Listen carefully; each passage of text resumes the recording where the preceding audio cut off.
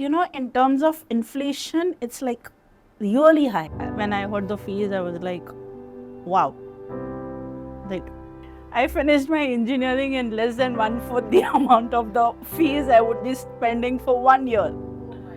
The principal went on record to say that we're increasing the fees because the parents are in IT and they can afford it. There is nothing easy. There is no easy money. There is no easy air.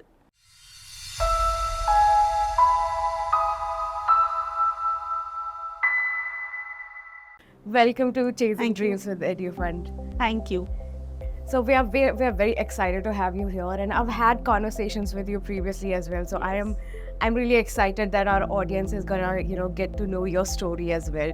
So let's just start from the beginning to understand your backstory as well. So could you please tell me a bit about your education background and what was it like completing your school or college education? So I had a very, defense background. My father used to work for defense accounts. So I had a very, if you say in today's language, it's a very normal upbringing. Okay. Very normal co-ed school, 7 to 2 school, come home, relax, have fun. And then after that, I did my college graduation, 11th to BCom from NESWODS. What about your higher studies? Higher studies, I did MCom on my own. Okay. So how we had is, my dad said I would do till graduation for you, and if after that you want, I can fund it for you, but you got to repay it to me back. So it was kind of a loan. Okay. So while I did my BCom, I studied NIIT also because my dad wanted me to learn computers, and I was like, okay, fine. Okay. So I did NIIT, and with NIIT I got a placement in Emphasis. Okay. It was a call center, and I used to work for JP Morgan Chase. Okay. So and they used to mostly give us night shifts. So I did MCom on my own. I said, you can have your amount saved as FD. Okay. I'm earning, so let me do that. Okay. So you used to work at nights, and then on Yes. days you used to go to Yes, I used to work night shifts. In the sense, night shifts were from like 8 to 3 or 8 to 4. Okay. And the college was like, I did external MCom because that did not require me to have that certain 80% attendance. Okay. So I used to come back home maybe by 5 or something, and I used to sleep for 1 hour. And I used to go to college. So you started saving very early on in your life, right? Yes. Because you were also managing your own Yes. post-graduation. Yes. So what was your saving approach like back then versus how do you save right now as a mother of 2? At that time, all I knew was when Emphasis used to give me the check, or it used to deposit money. I used to come home and tell Appa, salary is there, and then he's like, good. Okay. And then he used to take over.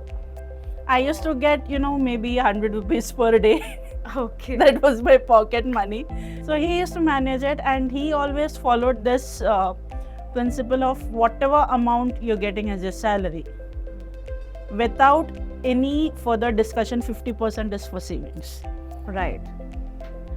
From the remaining 50%, only 1/4 goes for your expenses, Okay. regular expenses. 1/4 is for emergency fund. Okay. Even now, my husband follows that. Okay. Whatever he gets, 50% is off. Right. So, yeah, technically we run the home at 1/4 of the salary. Okay. Okay. Yeah, so that's a great approach to savings, because a lot of people, what they do is, including myself as well, which I need to change, is that I would spend my money first, and whatever's left, I would call it my savings, right? Okay. Instead of that, you should Yes, definitely, just like you because said. I do believe that we don't have emergencies saying and coming. Exactly. You have a son who's in 12th grade right Yeah. now. I'm sure if you compare the cost of your school education to his school education, there must be a massive difference, Oh yes. right? I'm is. pretty sure. So can you talk a bit about that? That were you certain about the cost of his school education, or were you found out like pretty later on? What was it like, basically? See, basically, I don't know about now, but when we studied, I think till early 2000s, girls had a free education. And I clearly remember 11th to 12th, my yearly fees was 600, Okay. including tuition fees. Okay. Okay, and first year, second year, third year BCom, I paid 800, 1000, 1200 yearly. Okay. And then 8,000 to 800 yearly, yeah. 1000 to 1200. So there was an increment of 200 bucks. Okay. Okay. And So approx in total you paid about 4 to 5,000. NIT education for 4 years I paid maybe around 60,000. Okay. So you can say that from LKG to MCom, my whole education was completed in maximum 75,000, Oh wow. which Okay. is the deposit fees for the LKG kid today in a private school. Exactly. I mean, wow. the deposit fees is also like, it's just to secure the seat. They don't give it you confirmed. Okay. So, in terms of inflation, it's like really high. Really. Because when we came to India back in 2014, and we really wanted the school, I wanted it not very far from my home. Transport is a big thing. So we went to the schools, and they did, when I heard the fees, I was like, wow. Like, and my husband was like, I finished my engineering in less than 1/4 the amount of the fees I would be spending for 1 year. Because I think he paid 6,000 per semester for his engineering. And he did it some MIT Aurangabad. So that basically meant he completed his engineering in 40,000 bucks. Right. Fully. And we came, and somehow we got admission here in the school. And this school, they had 10% increment every year. Fees. I wouldn't have minded that one, but the principal went on record to say that we're increasing the fees because the parents are in IT and they can afford it. Yeah. So I would like to talk a bit more about your son. Yeah.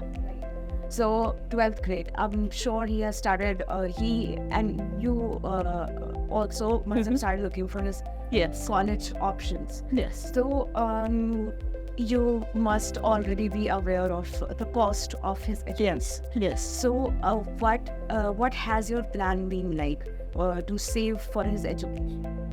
The basic thing, like my dad told me, and like my husband's parents told him, we'll fund him only till graduation.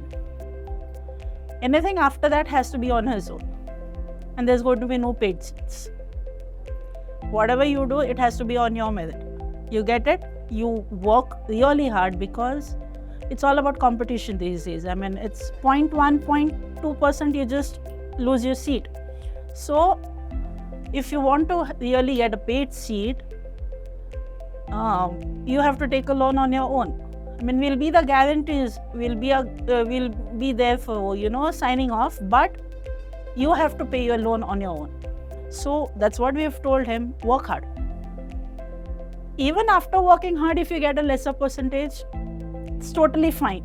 But don't say that I'm working hard and I want a paid seat in this institute. It's not going to work. There's going to be no recommendations, nothing of that sort. Whatever you get is going to be purely on your own merit. That's actually a very smart and interesting approach to teach your kid how to be self-reliant and how to be, financially independent, basically, at a very young age.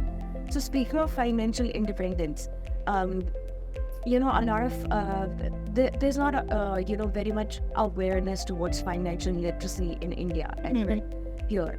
So I want to know, because I've been hearing about your saving skills, the ways you choose to teach your kid as well about money management.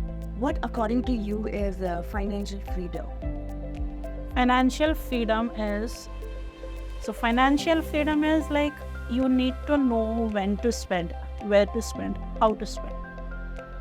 Because at the end of the day, this is what is going to take you further. I mean, people do say, money is not everything in life, but you do need it to go forward. Because without money, it's not going to take you anywhere. You need to stay alive.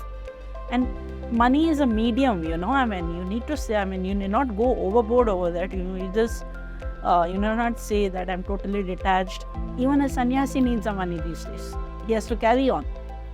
So financial independence has to be there.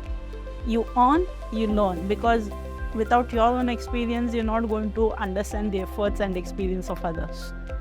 So earn and learn is the best way for financial independence, financial freedom, anything, earn and learn. That's a great tip. And it was a great conversation with you, Divya. Thank you for coming, and thank you so much for the. Thank you. Thank you for having me. It was good. Thank you for joining us for yet another episode of Chasing Dreams with EduFund. We'll be coming back to explore more financial stories of Indian parents, and we'll give you more financial tips. So stay tuned for that and have a great day.